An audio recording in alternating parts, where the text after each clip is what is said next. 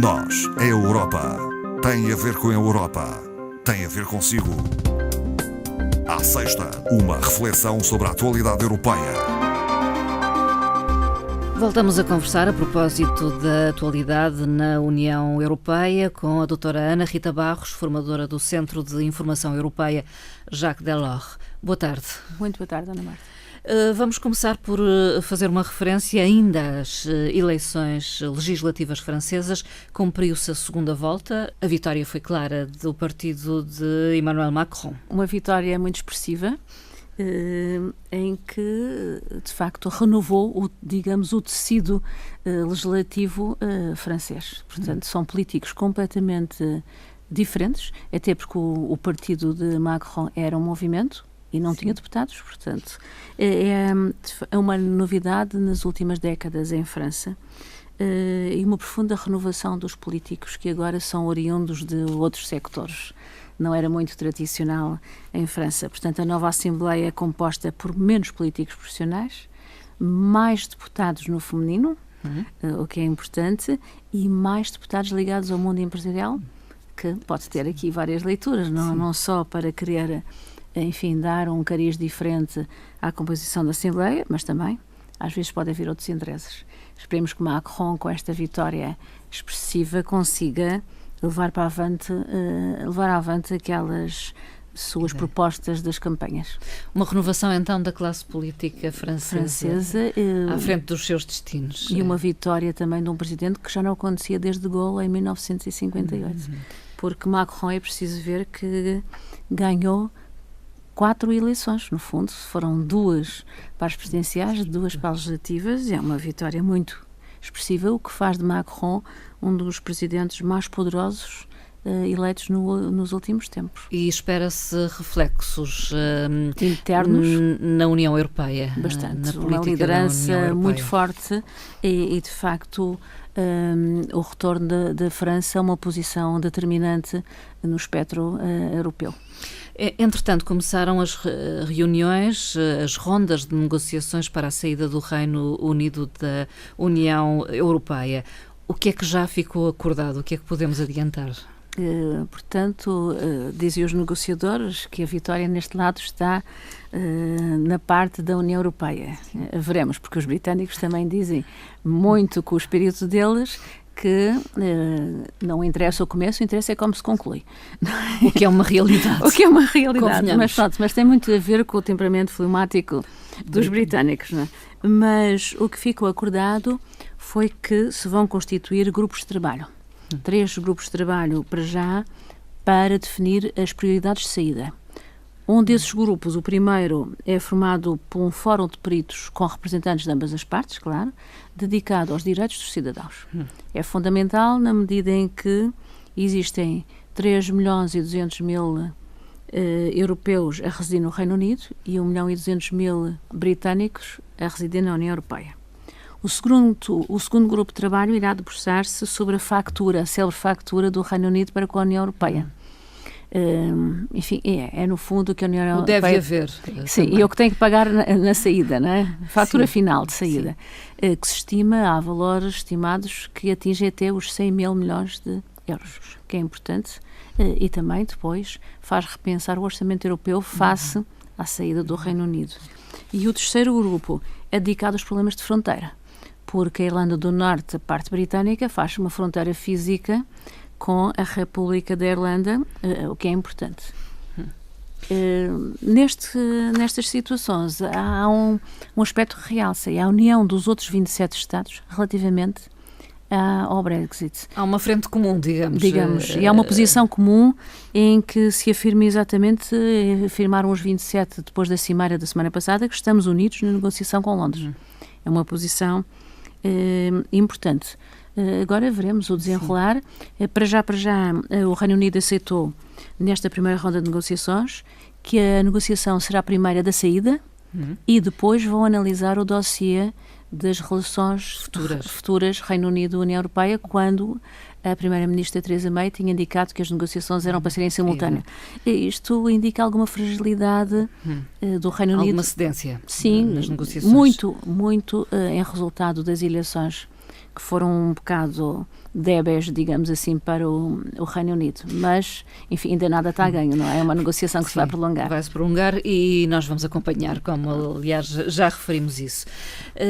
Notícia impactante foi a aplicação de uma multa à Google por abuso de posição dominante por parte da Comissão Europeia. Não é a primeira vez, ao que me parece. Sim, não é a primeira vez.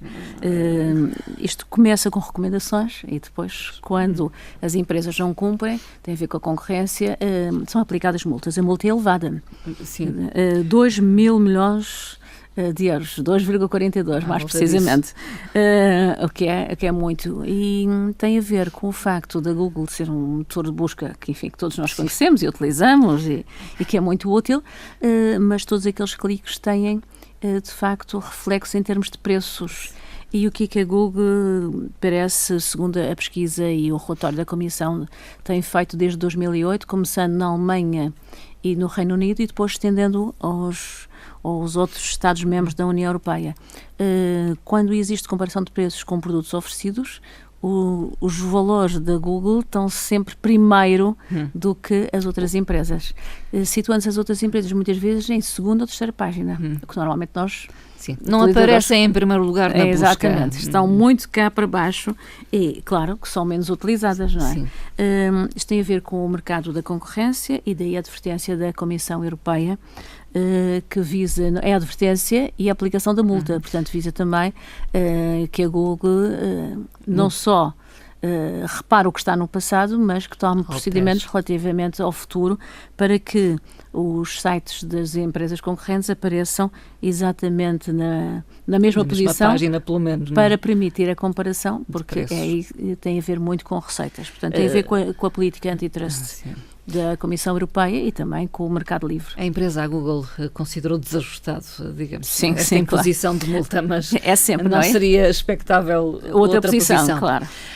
A Croácia torna-se parte do sistema de informação Schengen agora nestes dias. Sim, foi no dia 27, sim. A Croácia que é membro da União Europeia. Desde 1 de julho de 2013, mas normalmente o Estado-membro, quando adere, não tem exatamente todas as prerrogativas que lhes é dada pelos tratados, tem algumas situações que são, por outro lado, existe um dos casos, e a Croácia passou a integrar o sistema de informação Schengen desde o dia 27.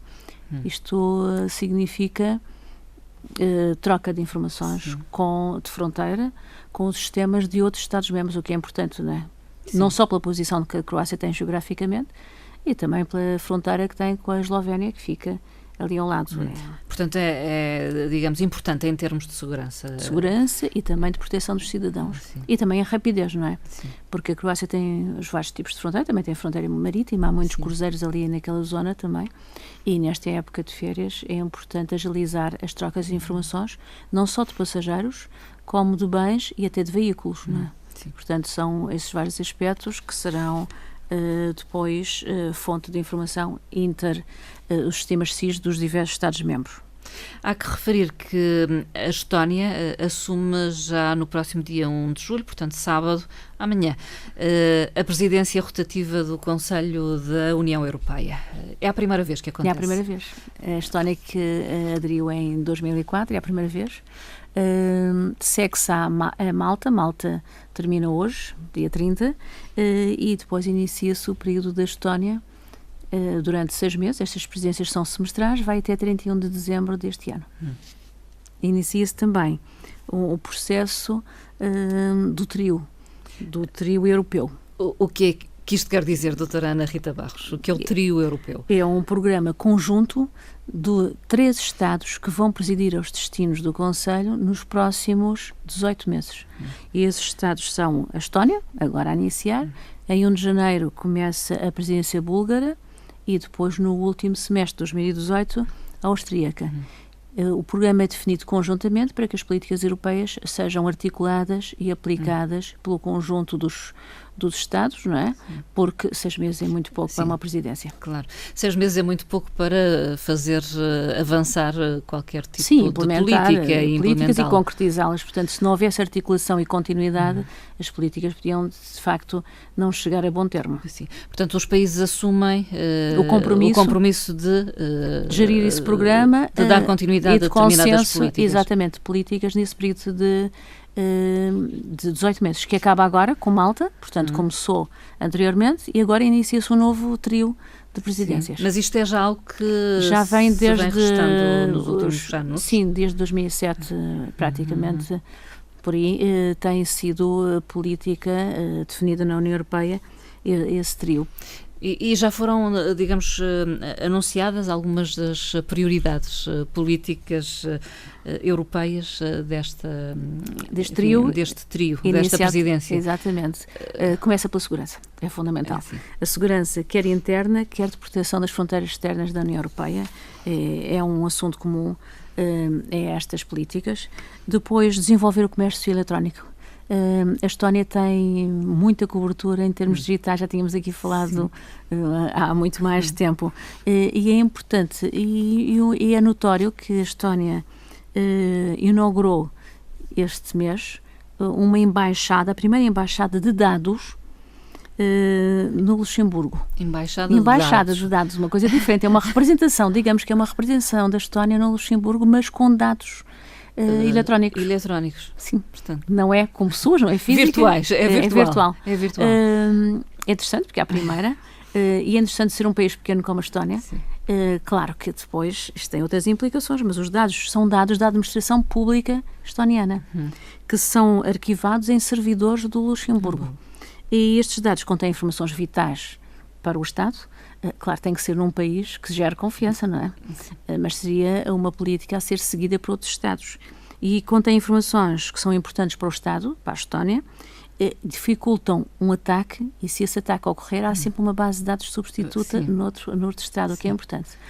Uma das prioridades também desta presidência, eu que pretendo a Estónia e os outros 2 Estados que aqui falamos, pretende alargar este sistema a outros Estados-membros. Portanto, esta embaixada de dados noutros Estados, agora vamos ter representações de outro nível, não é? Também é provavelmente uma questão de segurança digital, sim. Não é? Até porque têm sido muitos os ataques informáticos que alguns países europeus têm sofrido. Exatamente, é uma garantia nesse aspecto e também é um arquivo que em caso de ataque há sempre um outro recurso. Portanto, uma outra prioridade da presidência da Estónia é apoiar as oportunidades de educação, qualidade e competências em termos de inclusão e em termos de emprego. Também é uma política que já tem sido muito veiculada pela União Europeia. E depois desenvolver um ambiente de negócios que apoie o crescimento e a competitividade na Europa, portanto a parte económica em último lugar. Portanto, são estas as prioridades da Estónia que serão seguidas pelos dois outros países que seguem, exatamente, portanto a Bulgária e a Áustria. A Estónia então assume pela primeira vez a presidência rotativa do Conselho da União Europeia. A terminar, doutora Ana Rita Barros, uma frase, como sempre, para refletir, neste caso, de Jean Monnet. Uma frase de Jean Monnet que foi invocada pelo negociador europeu do Brexit. Falou exatamente e fez a referência a essa frase para indicar o resultado desta primeira ronda de negociações. E que diz o seguinte: quando me perguntam se sou otimista ou pessimista, respondo, nem uma coisa nem outra. Sou determinado. Jean Monnet. Determinado, então, no que diz respeito a estas negociações. E ao resultado também das União Europeia, Reino Unido e determinado, talvez, em conseguir o melhor para a União Europeia, para o conjunto dos países da União Europeia. O melhor para as partes, digamos assim. Sim, para as partes. Doutora Ana Rita Barros, muito obrigada. Muito obrigada. Até à próxima. Até à próxima.